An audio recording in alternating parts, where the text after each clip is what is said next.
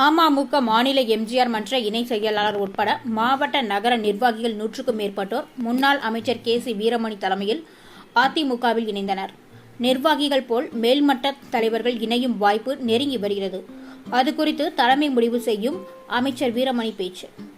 வேலூர் மாவட்டம் குடியாத்தம் அமமுக மாநில எம்ஜிஆர் மன்ற இணை செயலாளர் நித்யானந்தம் தலைமையில் அமமுக மாவட்ட நகர நிர்வாகிகள் மகளிர் அணியினர் என சுமார் 100க்கும் மேற்பட்டோர் இன்று அதிமுகவில் தங்களை இணைத்துக் கொண்டனர்.